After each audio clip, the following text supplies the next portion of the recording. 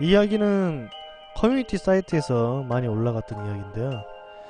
이게 출처를 하신 분께서 닉네임이 안 올라가 있어요.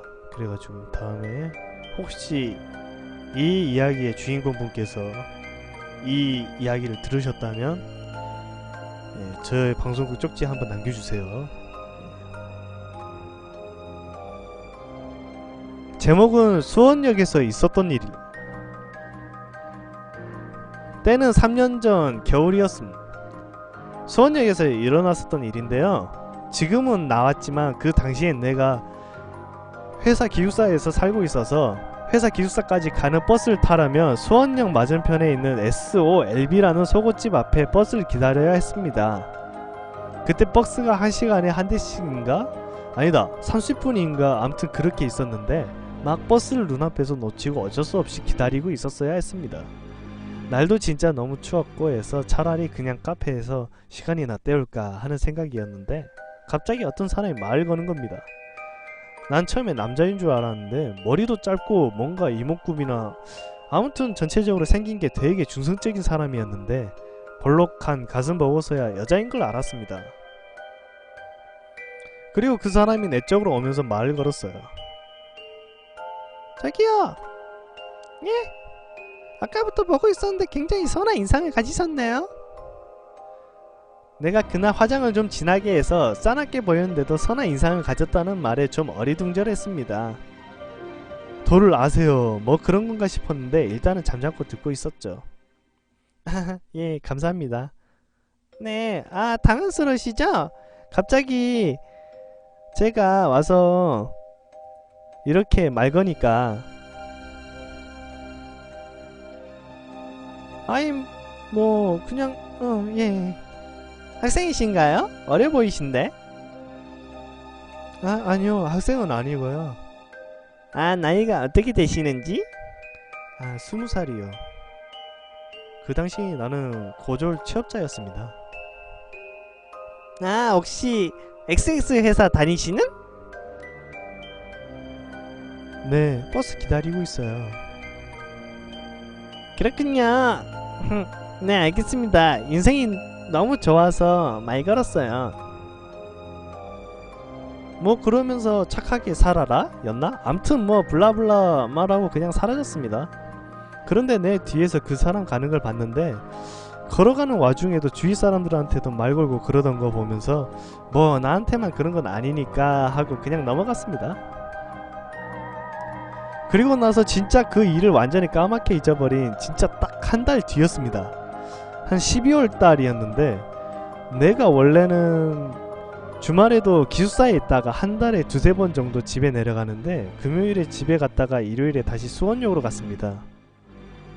회사 버스를 타려고 SOLB 속옷집 앞에 기다리고 있는데 갑자기 어떤 되게 허름한 옷차림 할머니가 오셔서 말을 거시는 겁니다. 아이고 아가씨, 내 손이 너무 시려워서 그러는데 장갑 좀 빌려주면 안 될까? 근데 딱 할머니 옷차림새랑 흰색이 너무 얇은 옷에 얼굴에는 보자기 같은 거 두르시고 진짜 거의 다 해진 넝마 같은 걸 몸에 두르시고 얇은 치마에 맨발 고무신을 신고 계셨습니다. 손은 진짜 새빨갛게 변해 있었고 뭔가 무거운 볼다리 같은 걸 3개 들고 있었고 등에도 커다란 등산용 배낭 가방을 메고 계셨습니다. 딱 봐도 진짜 너무 안쓰러워서 일단 장갑 빌려드리고 내 거 목도리로 둘러드린 다음에 어디까지 가냐고 물어봤습니다. 가까운 거리면 짐이라도 들어드리고 좀 멀면 택시라도 태워드리려고요. 저희 할머니 어디 가세요? 나 우리 아들 찾으러 가. 우리 아들 찾으러. 아들 찾아야 하는데. 그렇게 계속 아들 거리시는 겁니다. 그래서 좀 장애가 있으신가 해서 우리 집 할머니도 치매가 있으시고 아무튼 여러모로 안타까워서 보고 있는데 갑자기 할머니가 짐을 들더니 그 SOLB 속옷 가게 옆으로 보면 웬 골목길 같은 게 있었는데 지금은 하도 오래돼서 기억이 잘 안 나긴 해요. 아무튼 그 골목길에 있는 뒤편에 있는 상가? 유흥가 같은 곳에 것이랑 통해져 있는 곳이었습니다. 근데 유흥가라고 뭐 환락촌 그런 곳은 아니고요. 그냥 아줌마들이랑 아저씨들이 즐기면서 놀 수 있는 그 뭐라 하지? 카바레?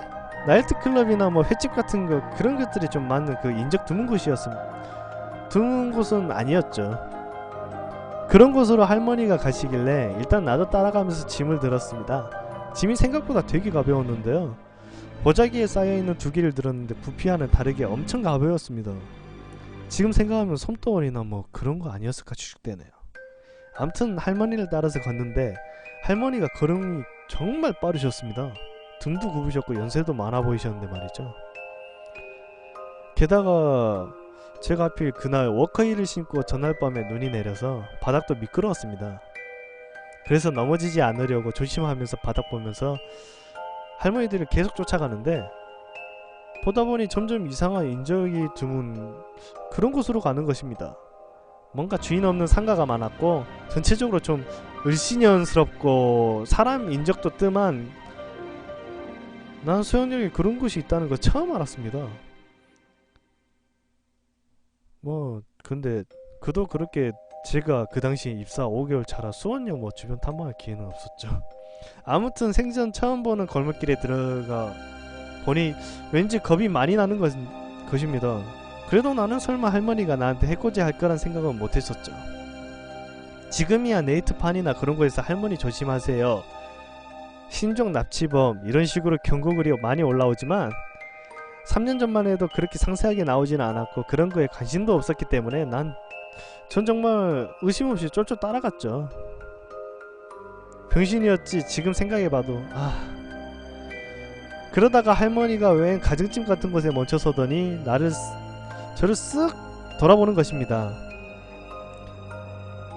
나는 여긴가 싶어서 짐 내려드리고 다시 돌아가려고 했는데 할머니가 제 옷을 붙잡으면서 그러는 게 여기까지 오게 했는데 차라도 한 잔 마시고 가. 저는 괜찮다고 했는데도 할머니가 막무가내로 제 팔을 붙잡고 그 가정집 안으로 계속 끌고 들어갔습니다.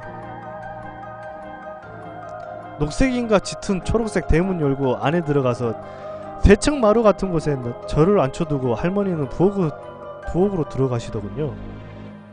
그래서 그냥 주변을 이렇게 쓱 둘러봤는데 건너편 방에 열려진 문틈 사이에 웬 사람 눈이 보이는 것입니다.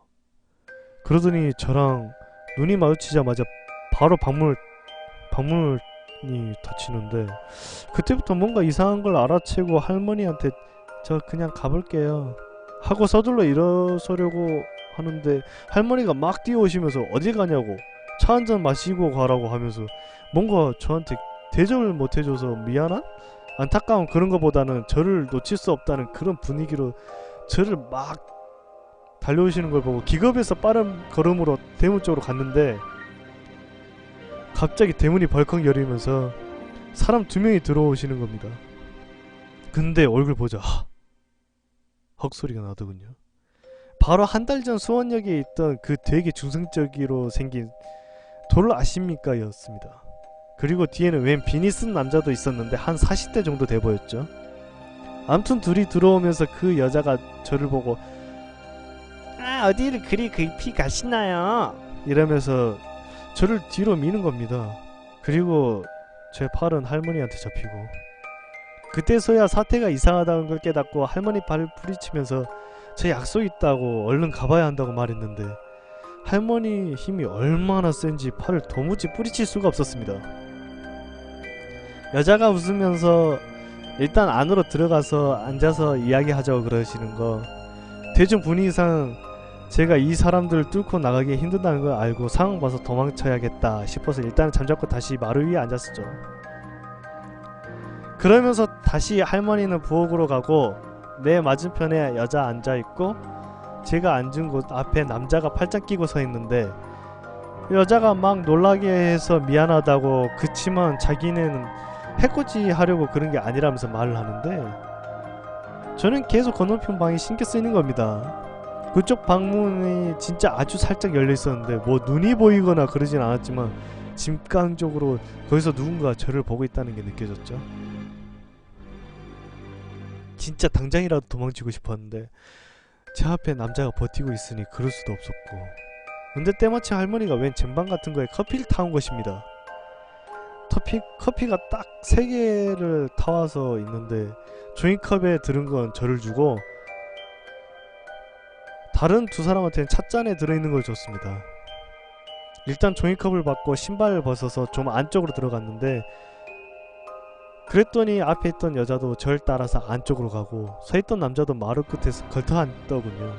그리고 할머니는 다시 사라지고 없었고, 그러고 나서 이제 여자가 저한테 본격적으로 얘기를 하는데 내용은 잘 기억이 안 나지만 무슨 우주가 어떻고 천라만상이 어떻고 하는, 딱 봐도 도쟁이들이나 하는 말들을 하고 있었습니다. 근데 여자가 자꾸 얘기하는 중간중간마다 왜 차 안 드세요? 맛있는 거예요. 그러는 거예요. 아씨, 똥줄 타는데 솔직히 차가 먹근육으로 넘어가겠나요? 그래서 그냥 네 이러면서 차 마시는 척만 하고 마시진 않았어. 그랬는데 여자가 앞에서 자꾸 뭔가 말을 하는데 옆을 슬쩍 보니까 마루에 앉아있던 남자가 책을 읽고 있었죠.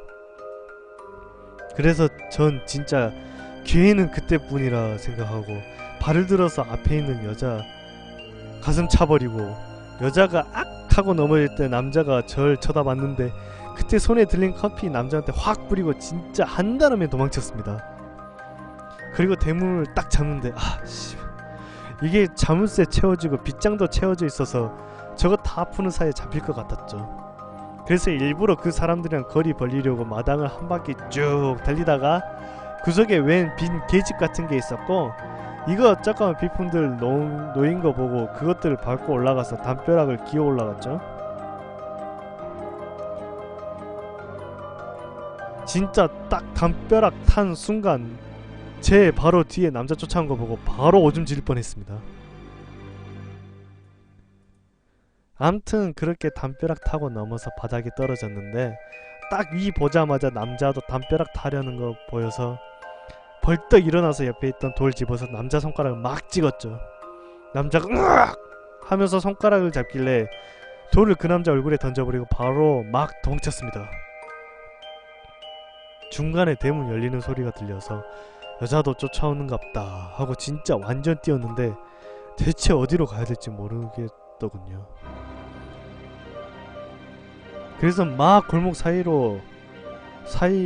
계속 뛰는데 전 진짜 평소에도 완전 저질 체력이었고 3년 동안 제대로 뛰어본 적도 없어서 진짜 너무 힘든 겁니다.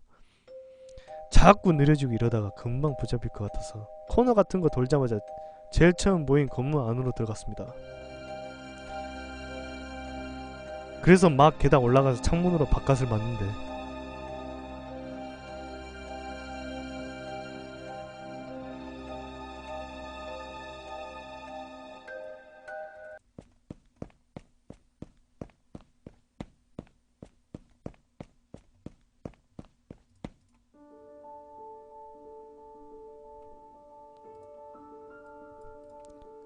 남자는 다시 막 주변 뛰어다니고 여자가 제 건물 맞은편으로 들어가는 겁니다. 근데 그 건물 문이 잠겨있어서 그냥 다시 나와서 내가 있던 건물 안으로 들어오는 거예요. 씨발. 그래서 진짜 좆됐다 생각하면서 일단 소리 내지 않게 계단 타고 올라갔죠. 그나마 진짜 다행이었던 건 아까 도망쳤을 때 신발을 버리고 와서 스탄킹만 신은 상태라 소리 나지 않게 올라갈 수 있었죠.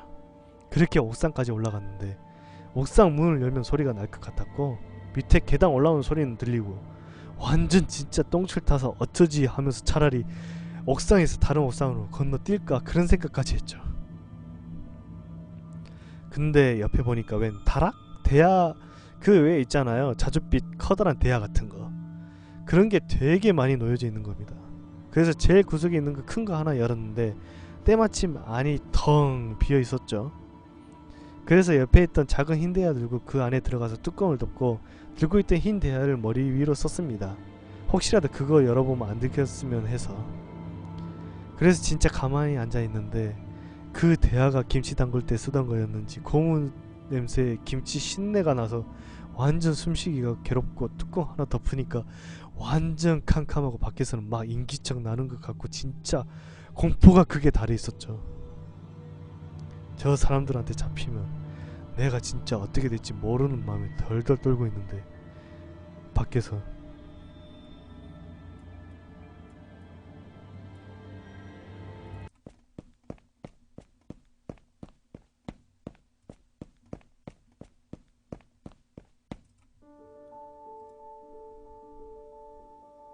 발소리가 들리는 것입니다. 계단을 올라오더니 갑자기 조용해지다가 옥상문을 열었는지 엄청 요란한 소리가 한 번에 났죠. 그러더니 문이 닫히고 갔나 싶어서 나갈까 말까 하고 있는데 갑자기 진짜 갑자기 내가 있던 고무 대야 뚜껑이 열리는 것입니다. 진짜 제가 식겁해서 숨도 못 쉬고 가만히 있는데 직후에 다시 뚜껑이 닫히더군요. 머리 위에 바가지를 엎고 놓고 쓴 상태라서 안에 꽉 차 있다고 생각했던 건지 만약 그 바가지 안에 안 들고 있었더라면 어떻게 됐을지 지금 생각하면 정말 소름 돋습니다. 그리고 나서 한동안 주변 대야들 뚜껑들 하나씩 열어보는 소리가 들렸죠. 그러다가 발소리 좀 들리다가 완전히 조용해졌는데 도무지 나갈 수가 없는 것입니다. 그 여자가 거기 서 있을까봐 정말 딱 열고 나갔는데 웃으면서 서 있는 상태로 반겨준다면 정말 무섭겠죠. 그러다가 그제서야 저는 제 휴대폰이 주머니에 있다는 걸 알고 진짜 이걸 모르고 있었다니 저도 참 안심합니다. 주머니에서 핸드폰을 꺼내서 119에 전 문자를 보냈죠. 말소리 들릴까봐. 감히 전화하는 거 엄두도 안 났고 119에 살려주세요. 남치당할 것 같아요. 여기가 어딘지는 잘 모르겠어요. 그런 식으로 보냈죠. 어디선가 들었는데 119에 문자 보내도 된다고 들어서 그래서 답신으로 접수됐습니다 였나? 아무튼 그렇게 나오고 진짜 한동안 추위와 두려움과 지식할 것 같은 고통에서 덜덜 떨었죠. 거의 체감상으로는 한두 시간 정도 걸릴 줄 알았는데 나중에 듣고 보니 출동해선 제가 있는 곳 도착한 지 20분 걸렸다고 합니다. 아무튼 옥상문 열리는 소리 들리고 밖이 뭔가 소란스러운 겁니다. 그리고 제 이름을 어케하라는지 부르는 거. 누구누구씨 누구누구씨 누구누구씨 누구누구씨 계십니까? 하면서 처음에 왠지 그 남자가 경찰인 척 하는 것 같고 무서워서 나갈 수가 없는데 막 무전기 소리가 들리고 사람 말소리도 들려서 천천히 뚜껑 열고 눈만 내밀었는데 경찰이랑 119 구급대원 옷이 보이는 겁니다. 그래서 진짜 벌떡 일어났죠. 그리고 살려주세요!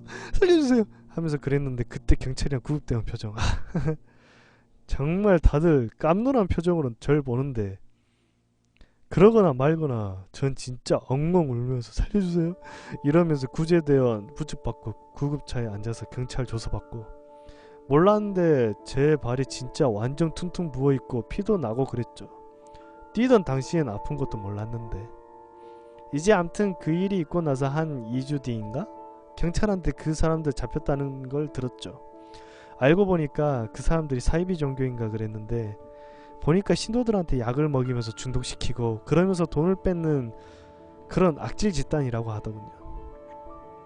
심지어 약을 먹기 위해 자기 장기도 내주는 신도들도 있었고 그럼 그 사람들은 브로커들한테 그 신도 소개시켜줘서 소개를 받고 아무튼 그런 집단이었다고 합니다. 완전 집단도 아니고 그냥 그 둘이랑 할머니인데 정말 소름 돋죠. 하지만 더 소름 돋는 건 그 사람들이 한 달 전에 저한테 말을 걸었을 때부터 저를 쭉 지켜봐왔다고 합니다. 제가 몇 시쯤에 버스를 타는지 그런 걸 일일이 체크하고 나서는 그 할머니를 이용해서 저를 유인하고 덕분에 본인은 아직도 정신병원에서 치료 중이고 수원역 근처에 못 가고 만약에 혹시 간다고 한다면 반드시 3-4명 이상이서 갑니다. 그리고 기숙사도 뛰쳐나왔죠. 혹시라도 제가 사는 기숙사에 그 인간들 보복하러 찾아올까봐. 그리고 이제는 몸 아프신 어르신들 섣불리 도와드릴 수가 없네요.